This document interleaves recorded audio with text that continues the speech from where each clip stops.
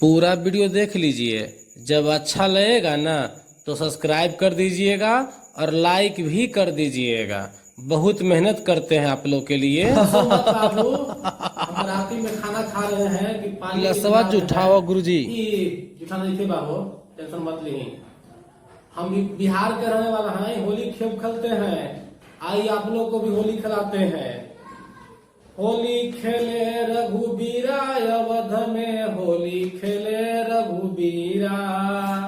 एक गिलास में पानी जो लिए, एक गिलास में पानी जो लिए, और एकरो में डाल दिए नीला, एकरो में डाल दिए नीला, और फिर ऊपर से पीला। होली खेलते हैं रघुबीरा अवध में, होली खेलते हैं रघुबीरा। आज के क्लास में हम लोग टॉपिक ऑफ कैंसर करने वाले हैं। हालांकि ग्लोब पर 3 ऐसे लाइंस हैं जिनसे अक्सर एग्जाम में प्रश्न आते रहते हैं। देखिए कौन कौन है।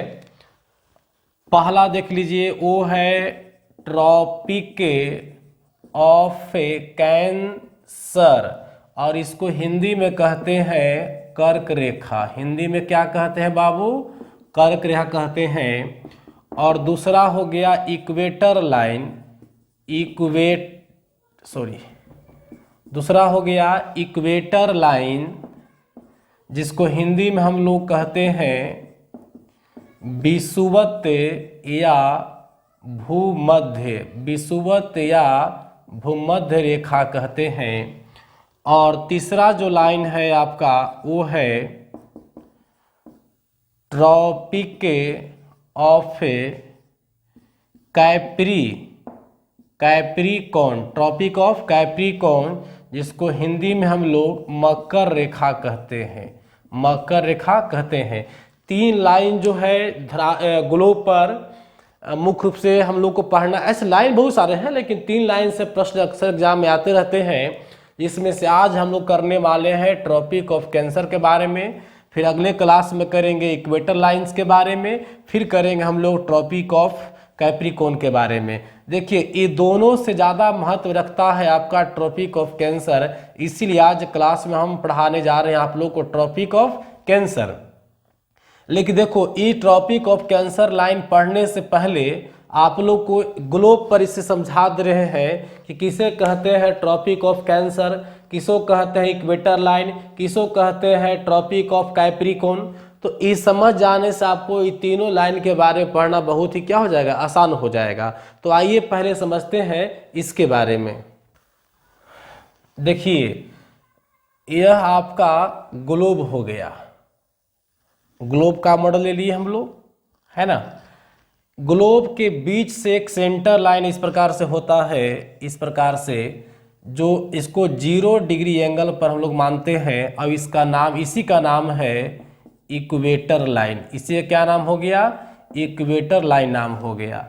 अब जानते हैं यहाँ पर मान लो पृथ्वी का सेंटर है, देख रहे हैं, तो यहाँ से 1 डिग्री का कोण इधर बनाइए, 1 डिग्री का कोण बनाइए, 1 डिग्री का। इस दिशा में भी इधर बनाइए, 1 डिग्री का कोण बनाइए। तो 1 डिग्री का कोण बनाइएगा तो ये जो बिंदु बनाए 1 डिग्री पर, तो दोनों बिंदु को इसे आप जो है से इस प्रकार से मिला दीजिए। यही जो लाइन बना इसको बोलेंगे हम लोग 1 डिग्री लैटीट्यूड, 1 डिग्री लैटीट्यूड बोलेंगे। हिंदी में बोलेंगे इसको हम लोग 1 डिग्री अक्षांश। क्या बोलेंगे इसको? 1 डिग्री अक्षांश बोलेंगे। ठीक इसी प्रकार से मान लो कि यहाँ पर कोण बनाते हो हम लोग इस प्रकार से, मान लो बना दिया कोण पूरा, यहाँ से बना दिया 60 डिग्री का बना दिया, और इधर भी आप ऐसे 60 डिग्री कोण बना दिए। ठीक है, तो 60 डिग्री बनाए तो यहाँ जो एंगल बिंदु पड़ा 60 डिग्री पर, यहाँ जो बिंदु पड़ा, ये दोनों को मिलाइए 60 डिग्री वाले बिंदु को, तो यह बन जाएगा आपका 60 डिग्री लैटीट्यूड। क्या बन जाएगा बाबू? 60 डिग्री लैटीट्यूड। समझ गए?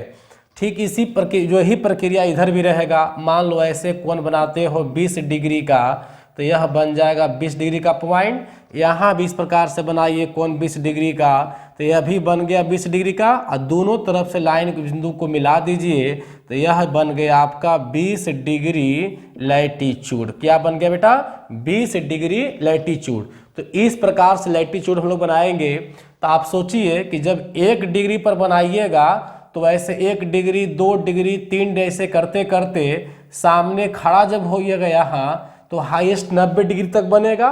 तो मतलब प्रत्येक 1 डिग्री पर लैटीट्यूड होता है, फिर 2 डिग्री 3 डिग्री ऐसी करते करते करते करते यहाँ पोल पर आइएगा तो इसका मान हो जाता है क्या डिग्री? 90 डिग्री। ठीक इसी प्रकार से नीचे भी होगा 1 डिग्री 2 डिग्री 3 डिग्री ऐसी करते करते करते करते यहाँ पर आ जाएंगे हम लोग, इसका मान कितना हो जाएगा? 90 डिग्री। अब बात समझ में आ गया? तो अक्षांश रेखा कैसे बनती है? तो पृथ्वी के सेंटर पर एंगल बना के हम लोग लेते हैं। देख लिए, देखिए तो ये जो 1 डिग्री अक्षांश है तो यहाँ से मिलाएंगे 2 डिग्री अक्षांश 3 डिग्री अक्षांश, दोनों तरफ के बिंदु को मिलाइए तो जितना डिग्री कोण पर मिलाइएगा वो अक्षांश रेखा हो गया। तो इस प्रकार से कह सकते हैं कि यहाँ से लेके यहाँ तक में 90 डिग्री अक्षांश लेंगे, यहाँ से यहाँ भी कितना लेंगे? 90 डिग्री अक्षांश लेंगे। अब एक प्रश्न आप लोग को मन में बन रहा होगा कि सर यहाँ पर 1 डिग्री यहाँ भी है, यहाँ भी है, 2 डिग्री ऊपर में भी है, नीचे में भी है। तो देखो कोई बड़ी बात नहीं है, क्या करना क्या है कि 0 डिग्री लाइन से ऊपर का जो भाग है इसको बोलते हैं हम लोग नॉर्थ हेमीस्फीयर। क्या इसको बोलते हैं? North hemisphere. नॉर्थ हेमीस्फीयर मतलब उत्तरी गोलार्ध है, और नीचे वाले को बोलते हैं साउथ हेमीस्फीयर। साउथ हेमीस्फीयर तो नॉर्थ हेमीस्फीयर मतलब उत्तरी गोलार्ध में सब में एन ले लेंगे और नीचे वाला में सब में एस ले लेंगे क्योंकि साउथ है।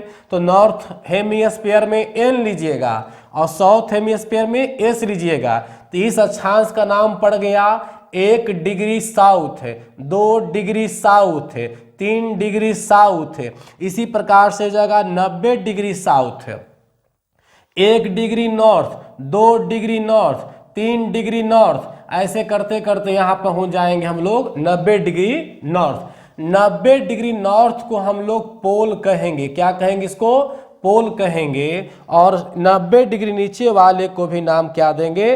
पोल देंगे। तो पोल भी 2 हो गया, तो इसमें लगा देना है नॉर्थ पोल, इसमें लगा देना है क्या? लगा देना है साउथ पोल। इस प्रकार से नॉर्थ पोल और साउथ पोल का नामकरण हम लोग किए। नॉर्थ पोल का जो लैटिट्यूडनल वैल्यू होगा, अक्षांशीय मान होगा, वह 90 डिग्री होगा, और साउथ पोल का जो लैटिट्यूडनल वैल्यू होगा मतलब अक्षांशीय मान होगा वो भी 90 डिग्री होगा। तो 90 डिग्री नॉर्थ को नॉर्थ पोल, 90 डिग्री साउथ को हम लोग क्या बोलेंगे? साउथ पोल बोलेंगे। तो इस प्रकार से लैटिट्यूड के बारे में आप लोग को हम डिस्कस किए बहुत ही कम में। अब देखिए इसी लैटिट्यूड में कुछ खास लैटिट्यूड ऐसे हैं जिसको प्रॉपर नाम दिया गया है, जिसके बारे में हम चर्चा भी करते हैं। देखो इस प्रकार से हम इसको एक ग्लोब का रूप दिए ना, है ना? ठीक है। तो ये जो लाइन देख रहे बाबू, बीच वाला लाइन जो हो गया बेस था, तो ये था आपका कितना डिग्री? 0 डिग्री। और याद है यहाँ पर नॉर्थ पोल बना था 90 डिग्री का, तो एन लिख दीजिए। यहाँ पर आपका 90 डिग्री साउथ बना था तो साउथ लिख दीजिए। नॉर्थ पोल साउथ पोल हो गया। और 1 डिग्री 2 डिग्री करते करते 90 पहुँचे थे, इधर भी 1 डिग्री 2 डिग्री करते करते 90 पहुँचे थे। तो आपको 1 डिग्री 2 डिग्री नहीं बनाना है। देखिए इस प्रकार से लाइन ऊपर खींच दिए और इस प्रकार से एक लाइन यहाँ पर खींच दिए। समझिएगा ठीक से बाबू। इसका जो अक्षांशीय मान होगा 23.5 डिग्री होगा, 23.5 डिग्री नॉर्थ होगा, और इसका जो अक्षांशीय मान होगा वो 23.5 डिग्री साउथ होगा। समझ गया? एक्चुअली में 23.5 डिग्री नहीं होता है, थोड़ा सा इसका मान कम होता है। समझ गए? मतलब इसको हम लोग ऐसे भी लिख सकते हैं 23.5 डिग्री नॉर्थ, इसको भी लिख सकते हैं 23.5 डिग्री साउथ लिखेंगे। देखिए 23.5 को आप ऐसे भी लिख सकते हैं, मैथ के अनुसार ऐसे भी लिख सकते हैं। एक बात और सुनिएगा, 23.5 डिग्री को हम ऐसे भी लिख सकते हैं 23 डिग्री एंड 30 मिनट्स, इसको भी लिख सकते हैं हम लोग नॉर्थ में, और इसको भी लिख सकते हैं 23 डिग्री एंड 30 मिनट साउथ। तो देखो इसको हम लोग कई तरीका से लिखते हैं, एग्जाम में बच कर रहिएगा। 23.5 डिग्री, तो ये तो बिल्कुल आसान भाषा में है 23.5, लेकिन ये जो है अलग भाषा है, क्योंकि 1 डिग्री बराबर होता है, याद रखिएगा, 60 मिनट, समझ गए। तो आधा डिग्री बराबर कितना हो जाएगा बाबू, 30 मिनट। तो इसी आधा डिग्री को हम 30 मिनट लेके चले हैं, बात समझ गए। अब 1/4 कहेगा डिग्री तो कितना हो जाएगा, 15 मिनट हो जाएगा ना। हाँ, अब अगर और अंदर जाना होगा तो याद रखिएगा 1 मिनट बराबर 60 सेकंड होता है, लेकिन इसका सेकंड का जरूरत अभी हम लोग को फिलहाल नहीं है। तो आप इतना समझिए कि 1 डिग्री में 60 मिनट होता है, तो आधा डिग्री में कितना होगा, 30 मिनट। तो यहाँ पर 23.5 डिग्री है ना, तो आधा मिनट का आधा डिग्री का 30 मिनट ले लिए हैं। क्लियर हो गया। लेकिन देखो इतना बार बार लिखेंगे नहीं, बहुत लेंदी हो जाएगा। आप नोट कर लीजिएगा, 1 डिग्री में 60 मिनट, मतलब बोलेंगे 23.5 डिग्री को 23 डिग्री 30 मिनट नॉर्थ, और नीचे वाले को क्या बोलेंगे, साउथ।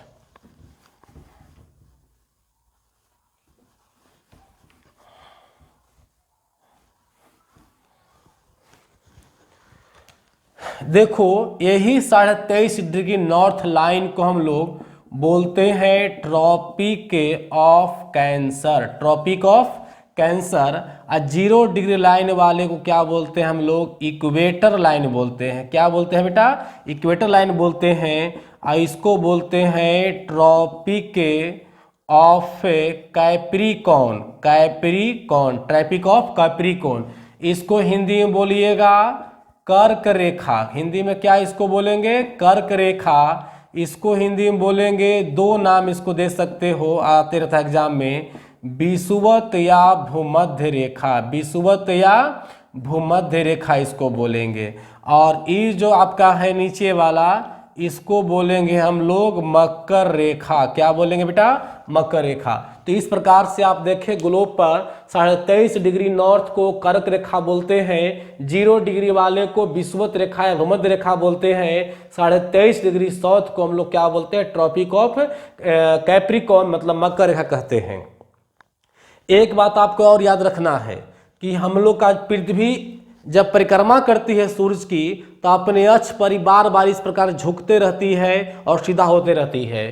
तो पृथ्वी इस प्रकार झुकती है कि सूरज जो है, सन जो है 23.5 डिग्री नॉर्थ और 23.5 डिग्री साउथ के बीच में यह अप डाउन करते रहती है। मतलब सूरज जो है 23.5 डिग्री के ऊपर नहीं जाएगा और यहाँ में 23.5 डिग्री के नीचे नहीं आएगा। सूरज का जो लंबवत किरणें पड़ती है, देखिए हमेशा लंबवत किरणें यहीं पर पड़ेगा। मतलब सूरज हाईएस्ट उत्तर में 23.5 डिग्री तक जाती है, और यह डेट होगा यहाँ पर 21 जून होगा। कितना होगा, 21 जून होगा। और दक्षिण की बात करें तो 23.5 डिग्री साउथ में जाएगा, तो वह डेट होगा आपका 22 दिसंबर डेट होगा। कितना होगा, 22 दिसंबर होगा। तो देखो ये पृथ्वी के जो विषुवत रेखा है, इस पर 2 बार गुजरता है, एक बार आते समय और एक बार जाते समय। मतलब बीच के भाग पर 2 दिन होता है, एक होता है 21 मार्च और दूसरा होता है 23 सितंबर को। 21 मार्च और 23 सितंबर को। देखो इससे संबंधित जो है वर्ल्ड ज्योग्राफी में बहुत विस्तार से पढ़ावेंगे, क्योंकि हमारा आज का क्लास है ट्रॉपिक ऑफ कैंसर पर, तो सिर्फ ट्रॉपिक ऑफ कैंसर की जानकारी देने जा रहे हैं, न कि सब के बारे में। लेकिन थोड़ा बहुत चर्चा कर दे रहे हैं ताकि आपको पीछे फंसने की बारी नहीं आए। तो ट्रॉपिक ऑफ कैंसर पर हमारा सूरज का तारीख को रहेगा 21 जून को। और जिस दिन यहाँ सूरज होगा, वो दिन जो दिन होगा, वो दिन सबसे क्या होगा, बड़ा होगा। और रात कैसा होगा जी, रात सबसे छोटा होगा, याद रखिएगा। तो उत्तरी गोलार्ध में, पृथ्वी के उत्तरी गोलार्ध में 21 जून को दिन सबसे बड़ा होगा और रात सबसे छोटा होगा। यहाँ पर दक्षिणी गोलार्ध में देखें तो 22 दिसंबर को सूरज जाएगा वहाँ, तो 22 दिसंबर को दिन बड़ा होगा और रात छोटा होगा। इसका विशेष अध्ययन वर्ल्ड ज्योग्राफी में हम लोग ग्लोब पर करेंगे। आज का क्लास हम लोग है ट्रॉपिक ऑफ कैंसर। तो आइए देखते हैं ट्रॉपिक ऑफ कैंसर के बारे में। ट्रॉपिक ऑफ कैंसर से जुड़ा हुआ पहला बात याद रखिएगा कि इसका अक्षांशीय मान क्या होता है। इसका अक्षांशीय मान होता है 23.5 डिग्री नॉर्थ। 23.5 degree north.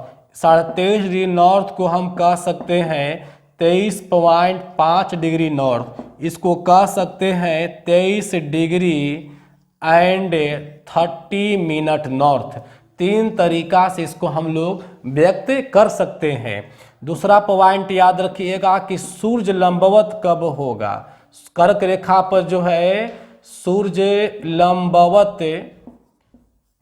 लंबवत कब होगा, तो याद रखिएगा बेटा 21 जून को लंबवत होगा। 21 जून को लंबवत होगा। कर्क रेखा पर सबसे बड़ा दिन कब होगा, तो याद रखिएगा सबसे बड़ा दिन भी होगा 21 जून को। कै जून को होगा? 21 जून को। और सबसे छोटा रात जो है कब होगा, वो होगा आपको 21 जून को ही होगा। याद रखिएगा। देखिए क्योंकि ये दोनों रिलेशन वाले हैं। जब दिन बड़ा होगा तो एकदम कन्फर्म है कि रात क्या होगा, छोटा होगा। तो एक बार फिर से रिपीट करते हैं। ट्रॉपिक ऑफ कैंसर मतलब हो गया कर्क रेखा। मतलब क्या हो गया? कर्क रेखा। कर्क रेखा का अक्षांशीय मान 23.5 डिग्री नॉर्थ या 23.5 डिग्री नॉर्थ, या कह सकते हैं 23 डिग्री 30 मिनट। आपको पीछे बताए थे कि 1 डिग्री बराबर होता है 60 मिनट। तो 1/2 डिग्री का मतलब आधा डिग्री का मतलब हो गया कितना?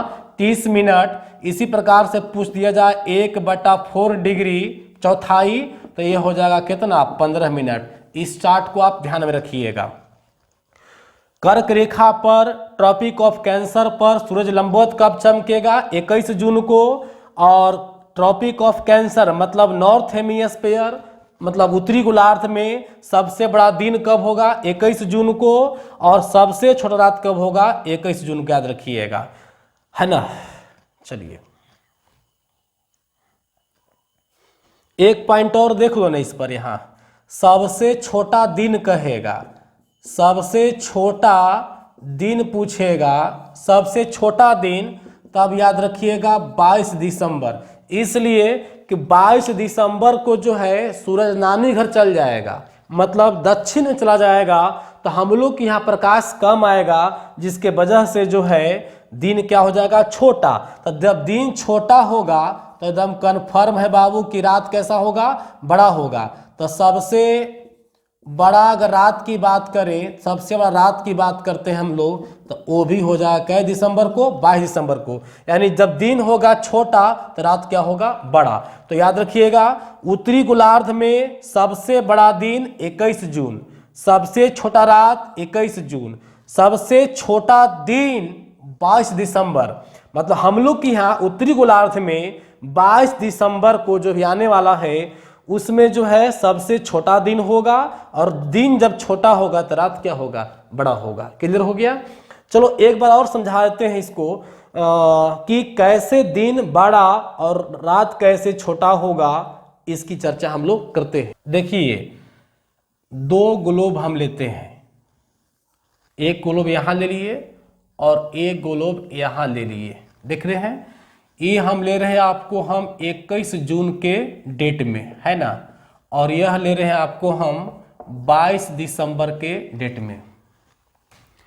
देखिए ये हो गया आपका बेटा विषुवत रेखा, मतलब 0 डिग्री लाइन।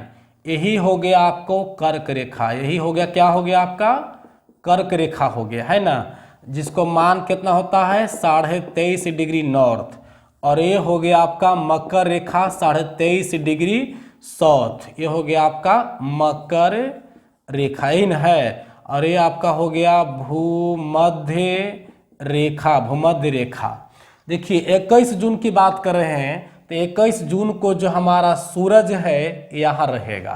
तो देखिए सूरज जब यहाँ रहेगा तो यहाँ एकदम प्रकाश सामने देगा, यहाँ प्रकाश तिरछे करेगा और इस साइड प्रकाश एकदम तिरछे हो जाएगा। बात समझ रहे हैं? तो जब प्रकाश सीधे होगा, प्रकाश जब सीधा आएगा कर्क रेखा पर, तो कंडीशन क्या होगा, हीट ज़्यादा होगा और दिन यानी प्रकाश जो है यहाँ लेट तक रहेगा। और यहाँ पर प्रकाश तिरछा पड़ रहा है, धीरे धीरे प्रकाश तुरंत समाप्त हो जाएगा, तब बोलेंगे यहाँ पर दिन छोटा होगा। यहाँ पर दिन कैसा होगा, छोटा होगा, और यहाँ पर दिन कैसा होगा, बड़ा होगा। याद रखिएगा। देखिए, तो 21 जून को सूरज कर्क रेखा पर है, तो यहाँ सूरज की प्रकाश लंबवत पड़ रही है, इसीलिए दिन कैसा होगा, बड़ा होगा। दिन कैसा होगा, बड़ा होगा। और यहाँ पर मौसम कैसा होगा, गर्मी का, क्योंकि लंबवत पड़ रहा है, गर्मी खूब पड़ेगी। यहाँ प्रकाश तिरछा जा रहा है, कम जा रहा है प्रकाश, तो यहाँ मौसम कैसा होगा, ठंडा का। क्लियर हो गया? ठीक इसी प्रकार से 22 दिसंबर को देखिए, ये हो गया आपका 0 डिग्री लाइन, ये हो गया आपका 23.5 डिग्री नॉर्थ लाइन, और ये आपका हो गया 23.5 डिग्री साउथ लाइन हो गया। देख लिया है? तो देखिए, सूरज जब 22 दिसंबर को मकर रेखा पर रहेगा, 22 दिसंबर को सूरज कहाँ रहता है जी, मकर रेखा पर, तो इस सामने यहाँ से प्रकाश देगा, इस प्रकार से प्रकाश सामने देगा, यहाँ पर प्रकाश तिरछा देगा, यहाँ पर प्रकाश और कम देगा। देखिए, तो हम लोग कर्क रेखा के आसपास में, देखो इंडिया यहाँ पर है, समझ गया, भारत जो है यहाँ पर है। देखिए यहाँ पर भी भारत याद रखिएगा, भारत यहाँ पर कर्क रेखा पर है। तो याद रखिए बेटा, देखो यहाँ से जब यहाँ सामने प्रकाश पड़ रहा है, तो एकदम कन्फर्म है कि मौसम गर्मी का होगा, और दिन कैसा होगा, तो दिन क्या होगा, बड़ा होगा। दिन क्या होगा, यहाँ बड़ा। यहाँ प्रकाश कम जा रहा है, तो मौसम कैसा होगा, ठंडा होगा, और दिन कैसा होगा, छोटा होगा। आप समझ लीजिए इस चीज को। तो 21 जून को सूरज कहाँ है, कर्क रेखा पर, समझ गए। इसीलिए यहाँ दिन बड़ा होगा और गर्मी पड़ेगा, यहाँ प्रकाश कम जाएगा, इसीलिए छोटा होगा और ठंडा हो जाएगा। ठीक 22 दिसंबर को देखिए, 21 जून को 6 महीना बाद देखिए 22 दिसंबर को जब सूरज मकर रेखा पर पहुंच जाएगा, तो यहाँ गर्मी होगा, दिन बड़ा होगा, यहाँ पर प्रकाश कम जाएगा, तो मौसम ठंडा का होगा और दिन कैसा होगा, छोटा होगा। अब एक बात और आप लोग कंफ्यूजन बना दिया जा रहा है इसमें कि सर 6 महीना का अल्टरनेटिव सूरज ऐसे अप डाउन कैसे करता है उस टाइम पीरियड को। तो देखो, उसको भी हम शॉर्ट में बहुत कम समय में टाइम पीरियड को भी आपको समझा दे रहे हैं। देखो, एक यहाँ अपर पॉइंट ले लिए, और यहाँ से सूरज यहाँ आ रहा है इस प्रकार से इस पॉइंट पर, ठीक है, और फिर यहाँ से सूरज यहाँ जा रहा है इस प्रकार से इस पॉइंट पर। मतलब सूरज का एक राउंड पूरा हुआ, अपने स्थान से यहाँ पहुंचा और फिर यहाँ पहुंचा। कै राउंड हुआ, एक राउंड। तो सूरज का जो एक परिक्रमा होता है, एक्चुअली में सूरज परिक्रमा नहीं करते, पृथ्वी परिक्रमा करती है। पृथ्वी का परिक्रमा बराबर 1 वर्ष होता है। 1 वर्ष का मतलब हो गया कितना महीना, 12 महीना हो गया, ठीक है। अब देखिए, ये बिंदु जो है कर्क रेखा पर है, कहाँ है, कर्क रेखा पर है, और यह बिंदु जो है आपका मकर रेखा पर है। कहाँ है, मकर रेखा पर है। एक बीच का बिंदु बना दिए विषुवत रेखा या भूमध्य रेखा, विषुवत रेखा या भूमध्य रेखा। देखो ठीक से, तो यहाँ से यहाँ पहुँचा और फिर यहाँ से यहाँ पहुँचा, तो टाइम कितना लगा होगा, साल भर लगा, 12 महीना लगा। तो मतलब 12 महीना में 1 राउंड पूरा किया। देखो ऐसे 1 राउंड पूरा किया। तो ये बताइए कि कर्क से मकर तक आने में टाइम 6 महीना का लगा होगा ना, है? हाँ, तो इस प्रकार से 6 महीना का टाइम लगा होगा, 6 मंथ्स अप डाउन में लगा, 6 महीना आने में और 6 महीना जाने में। तो हम लोग के यहाँ गर्मी पड़ता हाईएस्ट जून महीना में, डेट नहीं दो, जून महीना में है, ठीक है। तो जून महीना में हम लोग के यहाँ कर्क रेखा पर पहुँचता है सूरज। तो 6 महीना बाद जोड़िए, जुलाई, अगस्त, सितंबर, अक्टूबर, नवंबर, दिसंबर, यानी दिसंबर आ जाएगा। तो जून में जब कर्क रेखा पर था सूरज, तो 6 महीना बाद दिसंबर में कहाँ आ जाएगा, मकर रेखा पर। इस प्रकार से 6 महीना का गैपिंग हुआ। अब सोचो कि जब कर्क से मकर आने में, यहां से यहां आने में 6 महीना का टाइम लगा, तो बीचे आने में टाइम कितना लगा होगा जी, 3 महीना। कितना लगा होगा, 3 मंथ्स लगे होंगे। यहां भी 3 मंथ्स लगे होंगे। कितना लगे होंगे, 3 मंथ्स, मतलब 3 महीना। तो आप सोचो, जून से चला, जून से चला तो 3 महीना जोड़िए, जुलाई, अगस्त, सितंबर, तो ये हो गया आपका सितंबर हो गया। क्लियर हो गया। जून से चला, जून से चला सितंबर में आया, सितंबर से कहाँ आ गया, दिसंबर में, और दिसंबर के बाद फिर जब लौटेगा तो 3 महीना बाद यहाँ पहुँचेगा। तो जोड़िए कै महीना हो जाएगा, कौन महीना हो जाएगा, जनवरी, फरवरी, मार्च, मतलब फिर यहाँ से यहाँ पहुँचते इसको हो जाएगा मार्च का महीना हो जाएगा। क्या हो जाएगा, मार्च का महीना हो जाएगा। और फिर 3 महीना बाद यह जून में यहाँ पहुँच जाएगा। इस प्रकार से हम लोग देखें कि सूरज की परिक्रमा जो है, देखिए यहाँ से स्टार्ट होता है कौन महीना में जी, जून महीना में। तो जून से कहाँ गया जी, सितंबर चला गया जी, और सितंबर से कहाँ आ गया जी, दिसंबर में आ गया जी। दिसंबर से कहाँ चला गया जी, दिसंबर चला गया मार्च में चला गया जी। अब मार्च से फिर कहाँ गया, जून आ गया।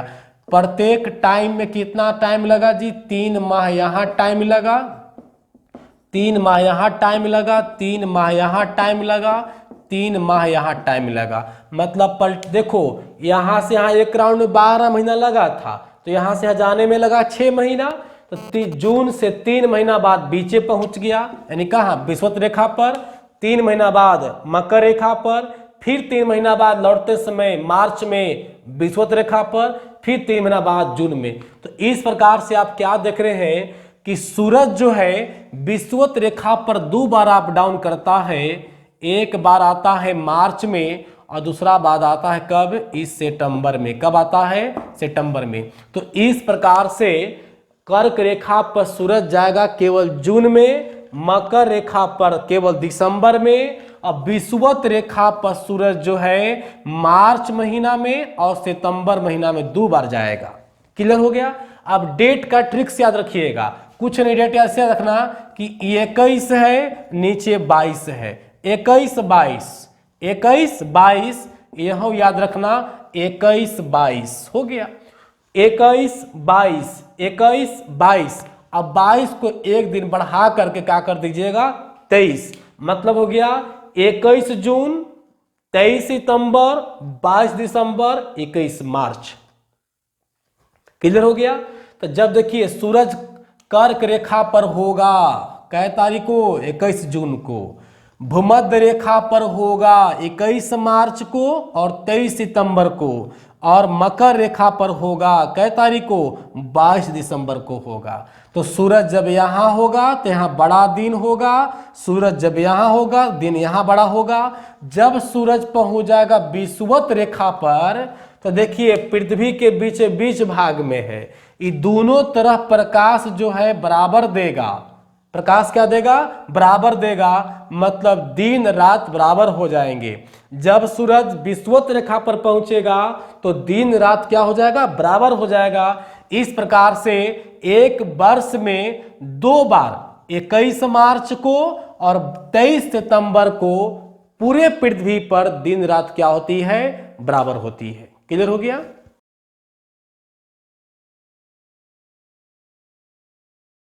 तो आज हम लोग करेंगे ट्रॉपिक ऑफ कैंसर। कर्क रेखा विश्व के 3 महादेश, उत्तरी अमेरिका, अफ्रीका, एशिया, 3 महादेश कौन कौन, उत्तरी अमेरिका, अफ्रीका और एशिया से गुजरती है। देखिए पूरे धरातल पर 7 महादेश है। North America, south America, Africa, Europe, Asia, Australia, Antarctica. 7 महादेशों में 6 महादेश जो आप कलरफुल देख रहे हैं, इस पर जनसंख्या है, लोग रह रहे हैं, लेकिन अंटार्कटिका पर जो है ये जीव रहित है, मानव रहित है। लेकिन यहाँ पर विश्व लेवल का साइंस लैब वगैरह का स्थापना किया गया है अंटार्कटिका पर। यहाँ पर बहुत सारे शोध संस्थान है। तो देखिए, ट्रॉपिक ऑफ कैंसर 3 महादेश से गुजरती है, नॉर्थ अमेरिका, अफ्रीका और एशिया। ये देखिए हमारा ट्रॉपिक ऑफ कैंसर जो है 23.5 डिग्री नॉर्थ लाइन यहाँ ऊपर वाला है, इक्वेटर है। और ये आपका जो है से ट्रॉपिक ऑफ कैप्रिकॉर्न, मतलब ये मकर रेखा, विषुवत रेखा, कर्क रेखा। तो कर्क रेखा नॉर्थ अमेरिका से, अफ्रीका से और एशिया महादेश से गुजरा है। हालांकि बहुत ही एक मजेदार बात याद रखिएगा, तीनों लाइन 3-3 महादेश से गुजरा है। देखिए इक्वेटर लाइन भी जो है 3 महादेश से गुजरा है, South America, Africa, Asia. Tropic of Capricorn मतलब मकर रेखा भी 3 महादेश से, साउथ अमेरिका, अफ्रीका, ऑस्ट्रेलिया। तीनों लाइन 3-3 महादेश से गुजरा है, इस बात को ध्यान में रखिएगा। इस प्रकार हम कहेंगे कि कर्क रेखा 3 महादेशों से गुजरा है, उत्तरी अमेरिका, अफ्रीका और एशिया महादेश से गुजरा है। कर्क रेखा की लंबाई की अगर बात किया जाए बाबू, तो सबसे लंबा एशिया में है, सबसे कम नॉर्थ अमेरिका, सबसे अधिक लंबाई कहाँ है? एशिया में है। कर्क रेखा 3 महादेश से गुजरता है, नॉर्थ अमेरिका, अफ्रीका और कौन? एशिया। आप पहले जान चुके हैं।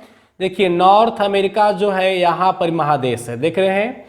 इसमें एक देश हो गया मैक्सिको और दूसरा देश यहाँ है, इसका द्वीप है बहमस। मतलब नॉर्थ अमेरिका से 2 देश से गुजरता है, मैक्सिको और बहमस। अफ्रीका के 7 देश से गुजरता है। देखिए वेस्टर्न सहारा, मॉरिटानिया, थोड़ा सा के लिए माली है, अल्जीरिया है, नाइजर है, लीबिया है, इसके बाद इजिप्ट है। मतलब 7 देश अफ्रीका का कर्क रेखा पड़ता है। और इजिप्ट के बाद जो है यह लाल सागर में पहुंच जाएगा। लाल सागर के बाद सऊदीया अरब होते हुए मतलब एशिया में प्रवेश कर जाएगा, सऊदीया अरब हो जाएगा, फिर हमारा आगे हो जाएगा। तो देखिए अब हम करते हैं एशिया में। एशिया में सबसे पहले हो गया सऊदीया अरब, सऊदी अरब नाम सुने होंगे। और दूसरा है UAE, यहाँ हो गया UAE, इसी जगह हो गया। इसके बाद इसी जगह ओमन हो गया, छोटा सा देश है। फिर हमारा इंडिया हो गया, इंडिया के बाद बांग्लादेश हो जाएगा, बांग्लादेश के बाद म्यांमार हो जाएगा, म्यांमार के बाद थोड़ा सा चाइना नीचे लगा हुआ है। लगता होगा कि सर चाइना कैसे होगा, चाइना तो भारत से उत्तर में है। चाइना भारत से उत्तर में बात सत्य है, लेकिन इधर भी नीचे भी उतरा हुआ है। म्यांमार के पूर्व साइड भी चाइना का विस्तार है। देखिए यहाँ पर, देखिए ये चाइना ही सब है। तो चाइना में भी कर्क रेखा का प्रवेश हुआ है। और इसके बाद यहाँ पर ताइवान द्वीप पर हो गया।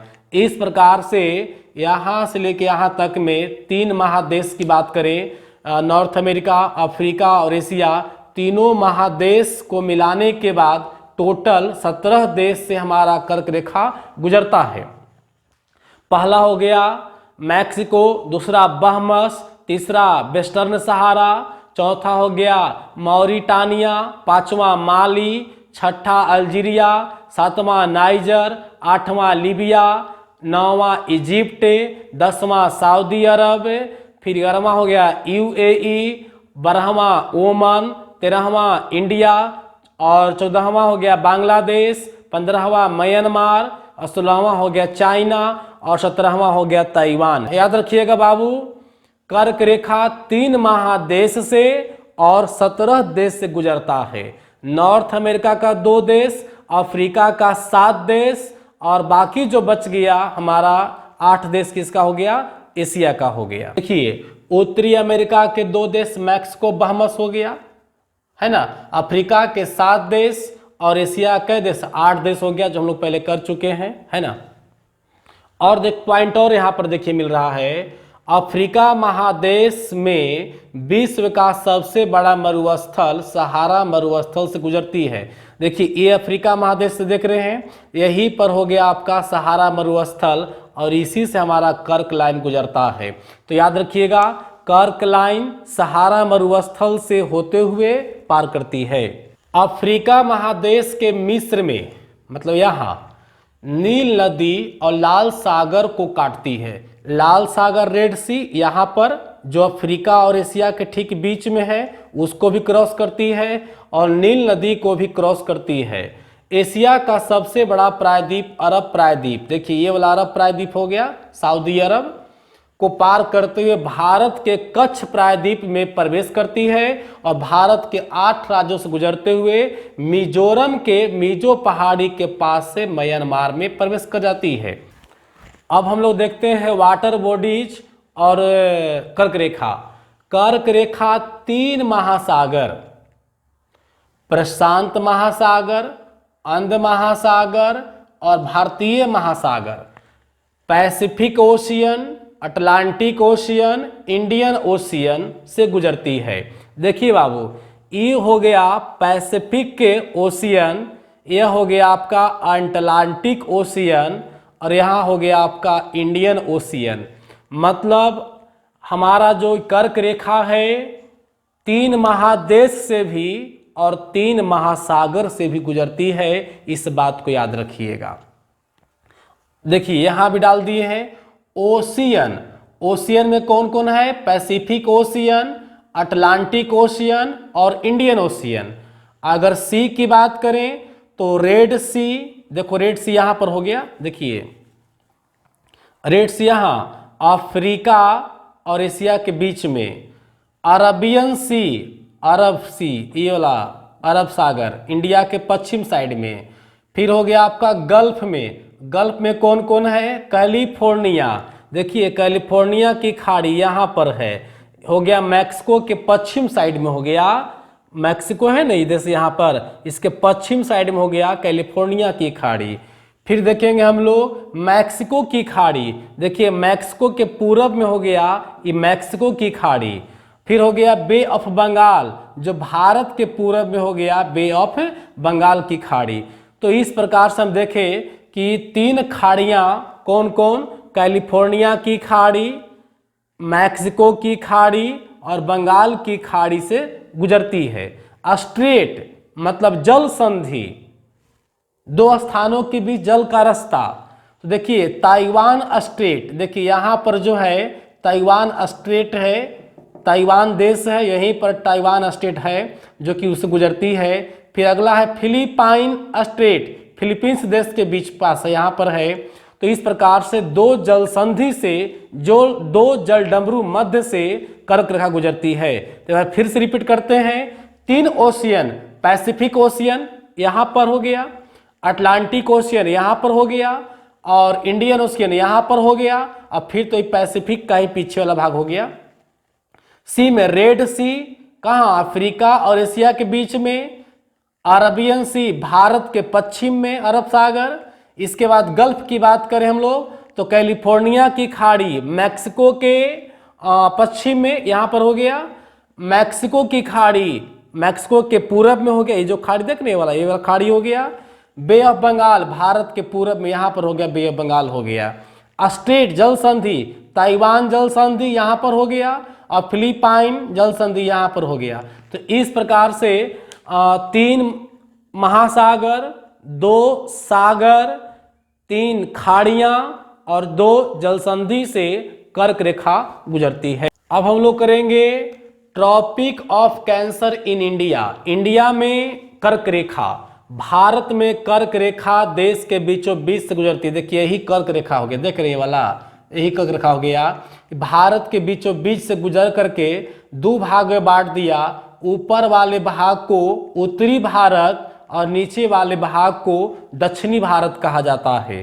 क्लाइमेट के दृष्टि से बहुत ही महत्वपूर्ण है। जो कर्क रेखा के ऊपर में होता है वहाँ समशीतोष्ण कटिबंध पाया जाता है, और कर्क रेखा के नीचे जो होता है वहाँ उष्ण कटिबंधीय जलवायु पाई जाती है, जो कि यूपीएससी पूछा था, याद रखिएगा। यूपीएससी पूछा है और यूपीपीएससी से भी पूछा है कि कर्क रेखा किस दृष्टिकोण से बांटती है, तो जलवायु की दृष्टि से उत्तरी भाग समशीतोष्ण जलवायु और निचला भाग जो हो गया उष्ण कटिबंधीय होगा। अगला पॉइंट है, कर्क रेखा पर 21 जून को सूरज लंबवत चमकता है, जो कि पिछले क्लास चर्चा किए थे। यहाँ पर जो है 21 जून को सूरज एकदम खड़ा चमकता है, इसीलिए 21 जून को उत्तरी गोलार्ध में यानी भारत में भी सबसे बड़ा दिन होगा, सबसे छोटा रात होगा, और इस दिन सबसे ज्यादा गर्मी ही पड़ेगी। यह देश के 2 बराबर भागों में बांटती है, जो जलवायु की दृष्टि से बहुत ही महत्वपूर्ण है, बता दिए हैं। कर्क रेखा से उत्तर के भाग को उत्तरी भारत, इसे दक्षिण के भाग को दक्षिणी भारत कहा जाता है। उत्तरी भारत उपोष्ण कटिबंध में तथा दक्षिणी भारत उष्ण कटिबंध में पड़ती है। देखिए, उपोष्ण का मतलब हो गया थोड़ा गर्मी पड़ने वाला, मतलब भारत के जो कर्क रेखा लाइन है इससे ऊपर में थोड़ा गर्मी पड़ती है, और दक्षिण का भाग उष्ण कटिबंध मतलब बहुत गर्मी पड़ता है। कारण बाबू देखिए, सूरज हमारा कर्क रेखा से ऊपर कभी नहीं जाता है, सूरज जो है कर्क रेखा से ऊपर नहीं जाता है, हमेशा कर्क रेखा से नीचे रहेगा। तो इस क्षेत्र में सूरज का प्रभाव अधिक पड़ेगा, इस क्षेत्र में सूरज का प्रभाव कम पड़ेगा, इधर गर्मी कम पड़ेगी। जैसे जैसे कर्क रेखा से आप दूर जाइएगा वैसे वैसे ठंडा प्रदेश मिलेगा, और कर्क रेखा से जैसे जैसे आप दक्षिण जाइएगा वैसे वैसे गर्म प्रदेश मिलेगा, उष्ण कटिबंध जलवायु प्रदेश मिलेगी। मतलब इधर धूप बहुत हार्ड होगा, बहुत हार्ड गर्मी पड़ेगा। इसीलिए देखिएगा कि कर्क रेखा से नीचे वाला लोग मतलब विषुवतीय क्षेत्र, वो तो और बहुत गर्मी का क्षेत्र है, विषुवतीय क्षेत्र में इतना गर्मी पड़ती है कि वहां के लोग एकदम कौआ ऐसन गोर होते हैं, समझ गए। वहीं पर कोई फेयर लवली वगैरह काम नहीं करता है, क्योंकि वहां का क्लाइमेट क्या है, बहुत हॉट है, गर्म होता है।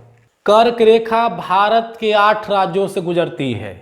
देखिए, सबसे पहले गुजरेगा गुजरात से, थोड़ा राजस्थान, मध्य प्रदेश, थोड़ा छत्तीसगढ़, झारखंड, वेस्ट बंगाल, फिर हिल जाएगा बांग्लादेश में, थोड़ा त्रिपुरा, और फिर लास्ट में क्या हो जाएगा मिजोरम, और मिजोरम के बाद चला जाएगा फिर म्यांमार में। मतलब भारत के 8 राज्यों से कर्क रेखा गुजरती है। और यह जो है कई एक बार एग्जाम पूछा गया है कि भारत में कितने राज्यों से कर्क रेखा गुजरती है और कौन कौन से राज्य से गुजरती है, एक क्रम भी लिखने के लिए आता है। देखिए, इंडियन स्टेट, पहला गुजरात, राजधानी गांधीनगर, राजस्थान जयपुर, मध्य प्रदेश भोपाल, छत्तीसगढ़ रायपुर, झारखंड रांची, वेस्ट बंगाल कलकत्ता, त्रिपुरा अगरतला और मिजोरम आइजॉल। इस प्रकार से हम लोग कहेंगे कि भारत में कर्क रेखा 8 राज्यों से गुजरती है। ये बहुत फेमस क्वेश्चन है, लेकिन एक बात ध्यान दीजिएगा, यूपीएससी में इस समय नहीं पूछता है कितने राज्य से गुजरेगा। यूपीएससी में पूछेगा कि निम्नलिखित में किस राज्य की राजधानी सबसे दूर है। याद रखिए बेटा, झारखंड की राज्य की जो राजधानी है एकदम कर्क लाइन के बहुत करीब है। अगर आप गया साइड से, पटना साइड से कभी रांची जाइएगा तो रांची में प्रवेश करने से मुश्किल से 6-7 किलोमीटर की दूरी पर रांची शहर होती है, वहां से कर्क रेखा मिलेगा। और वहां पर बहुत बड़ा सा बोर्ड लगा हुआ है, ट्रॉपिक ऑफ कैंसर कर्क रेखा। और भोपाल रांची समझो कि कर्क रेखा पर ही है, एक तरह से एकदम बिल्कुल समझिए कर्क रेखा पर है। और उसके बाद अगर राजधानी पूछा जाए निकटवर्ती, तो मध्य प्रदेश की राजधानी कौन होगा, भोपाल। मतलब रांची से और लाइन तो गुजरा ही है, 5-6 किलोमीटर रांची जिस शहर के लिए कोई मुराद नहीं है, शहर का विस्तार आगे तक होता है। तो रांची बिल्कुल लाइन पर समझिए। सबसे निकट प्रश्न आएगा तो भोपाल ही मारिएगा। क्लियर हो गया, आगे हम करेंगे। झारखंड एकमात्र ऐसा राज्य है जिसकी राजधानी रांची से कर्क रेखा गुजरती है, मतलब रांची के बहुत करीब से गुजरती है। कर्क रेखा के सबसे निकट की राजधानी भोपाल, जो मध्य प्रदेश की राजधानी है, पहले किए हम लोग। देखिए भोपाल यहाँ पर है, देखिए, बहुत करीब है इसका, और रांची तो बिल्कुल एकदम लाइन पर समझो की है। कर्क रेखा से दूर की राजधानी जयपुर है, जो राजस्थान की राजधानी। देखिए ये कर्क रेखा देख रहे हैं अपना, ये वाला ये गांधीनगर गुजरात का, मध्य प्रदेश का भोपाल, छत्तीसगढ़ का रायपुर, झारखंड की रांची, और कलकत्ता हो गया पश्चिम बंगाल का, ये हो अगरतला हो गया त्रिपुरा का, आइजोल हो गया मिजोरम का। सब काफ़ी निकट है। सबसे दूर में कौन है आपका? जयपुर है। तो याद रखिएगा, कर्क रेखा से सबसे दूर की राजधानी पूछा जाए तो जयपुर होगा, जो कि राजस्थान की क्या है? राजधानी है। तो सबसे दूर की राजधानी कौन होगा? जयपुर, याद रखिएगा। इस मैप को आप लोग देखिए, ये गुजरात, मध्य प्रदेश, छत्तीसगढ़, झारखंड, वेस्ट बंगाल, त्रिपुरा, आइजोल। कर्क रेखा ट्रॉपिक ऑफ कैंसर की सबसे अधिक लंबाई मिलेगा कहाँ में आपको? मध्य प्रदेश यानी एमपी में मिलेगा। कर्क रेखा की सबसे अधिक लंबाई कहाँ मिलेगा? मध्य प्रदेश में। और सबसे कम कहाँ है? त्रिपुरा में है। सबसे कम लंबाई कहाँ है जी? त्रिपुरा में। इसको नोट कर लेना है। सबसे अधिक लंबाई कहाँ मिलेगा? एमपी में। सबसे कम लंबाई कहाँ मिलेगा? त्रिपुरा में मिलेगा। यह रेखा भोपाल के निकट हलाली जलाशय के बीच से पार करती है। देखिए यहाँ पर हलाली जलाशय है, जल स्रोत, इसी हलाली जलाशय के बीचों बीच से गुजरती है। उसी पॉइंट के यहाँ दर्शा दी है। यह रेखा भोपाल के निकट हलाली जलाशय से पार करती है। निकटवर्ती राजधानियों का क्रम एवं दूरी। अब हम जितनी भी राजधानियां हैं, सभी राजधानियों का एक क्रम बना दे रहे हैं कि कौन कितना दूरी पर कर्क रेखा से है। देखिए Ranchi approximately 10 kilometre, Bhopal 20 kilometre, Gandhinagar 25 kilometre, Aizawl 33 kilometre, Agartala 44 kilometre, Kolkata 96 kilometre, Raipur 242 kilometre और जयपुर 386 किलोमीटर। तो देखिए सबसे नज़दीक में अगर बात करें तो रांची होगा, लेकिन याद रखिए रांची जो मेन हेड क्वार्टर है वहां से 10 किलोमीटर की दूरी पर है, लेकिन ऑलरेडी रांची के क्षेत्र से गुजरा है।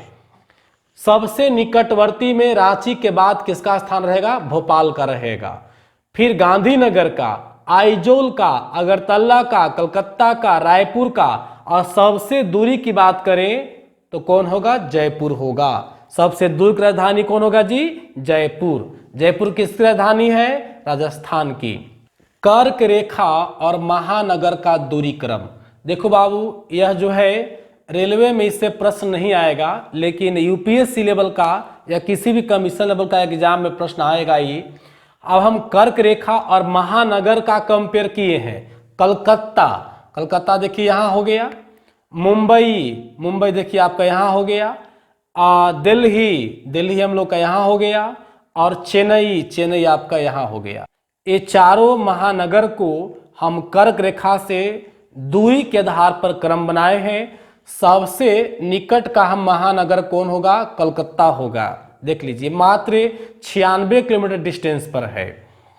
उसके बाद कर्क रेखा से दूसरा निकटवर्ती कौन हो जाएगा? मुंबई हो जाएगा, 484 किलोमीटर की दूरी पर है। दिल्ली 585 किलोमीटर की दूरी पर है। मतलब देश की राजधानी दिल्ली कर्क रेखा से लगभग 600 किलोमीटर की दूरी पर है। चेन्नई, कर्क रेखा से चेन्नई की दूरी कितना है? 1150 किलोमीटर है। तो याद रखिएगा, कर्क रेखा एंड ट्रॉपिक ऑफ कैंसर के सबसे निकटवर्ती महानगर कलकत्ता, दूसरा निकटवर्ती मुंबई, तीसरा निकटवर्ती महानगर दिल्ली, और चौथा महानगर हो गया चेन्नई। तो सबसे दूर का महानगर चेन्नई, सबसे निकट का महानगर कलकत्ता। इस पॉइंट को याद रखिएगा। देखिए यूपीएससी में महानगर के अलावे कुछ प्रमुख नगर, शहर, सिटीज का भी बात करता है, क्वेश्चन पूछता है, उसको भी दिखा दी है जो प्रमुख सिटीज हैं। कर्क रेखा और प्रमुख नगरों की क्रम दूरी है ना। देखिए पहला है शाजापुर, एमपी में है, कर्क रेखा से मात्र 1 किलोमीटर की दूरी पर है। लोहरदगा JH झारखंड मात्र 1 किलोमीटर की दूरी पर है। तो आपको मन में बन रहा होगा कि सर शाहजहाँपुर और लोहरदगा दोनों का दूरी बराबर है, तो फिर आप जो है ये 2 नंबर पर और 1 नंबर पर कैसे किए? नहीं, दूरी का अंतर है, ये 1.2 था जो कि अप्रोक्सीमेटली हम 1 बैठा दिए, मतलब 1 किलोमीटर का मतलब 1000 मीटर और 1.2 किलोमीटर का मतलब हो गया 1200 मीटर।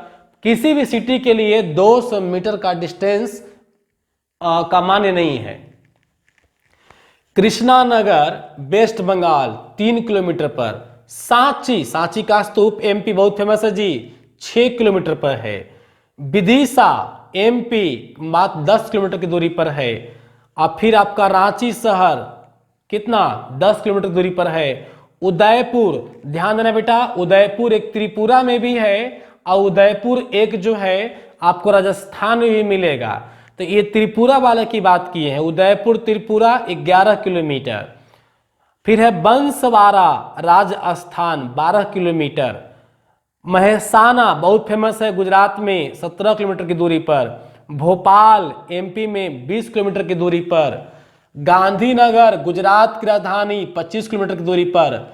जबलपुर MP 28 किलोमीटर की दूरी पर। उज्जैन MP 29 किलोमीटर की दूरी पर। आइजोल मिजोरम से 33 किलोमीटर की दूरी पर। अंबिकापुर छत्तीसगढ़ CHHA छत्तीसगढ़ 34 किलोमीटर की दूरी पर। धनबाद झारखंड में 40 किलोमीटर की दूरी पर। कटनी MP बहुत प्रचलित है, कटनी TT का ट्रेनिंग वगैरह के लिए और रेलवे के लिए। कटनी MP 44 किलोमीटर और सीमेंट उद्योग भी कटनी में खूब है जी, याद रखना। अगरतला त्रिपुरा, अगरतला को है त्रिपुरा 44 किलोमीटर। अहमदाबाद गुजरात में 45 किलोमीटर। कांडला बंदरगाह गुजरात में है जो कि 48 किलोमीटर की दूरी पर है कर्क रेखा से। तो इस प्रकार से भी हम 20 नगर दिखाए और 21वां देखिए। 21 में Dewas MP 52 kilometre. Jamshedpur steel के लिए फेमस है, Jharkhand 70 kilometre. Indore MP 80 kilometre. Singrauli cement वाला MP 84 किलोमीटर। भुज जो कि भूकंप के लिए बड़ी प्रसिद्ध है गुजरात 95 किलोमीटर। कोलकाता पश्चिम बंगाल की राजधानी वेस्ट बंगाल 96 किलोमीटर की दूरी पर है। जामनगर गुजरात 107 किलोमीटर की दूरी पर। राजकोट गुजरात 125 किलोमीटर की दूरी पर। बड़ोदरा गुजरात 125 किलोमीटर की दूरी पर।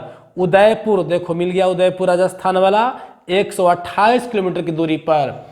माउंट आबू जो अरावली का शिखर है उसी की बात हो रही है, वहीं का जगह का नाम है आबू। आबू एक गांव का नाम है, शहर का नाम है, सिटी का नाम है, इसी का नाम पर नाम रखा गया था माउंट आबू।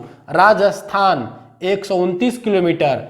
बिलासपुर छत्तीसगढ़ 151 किलोमीटर।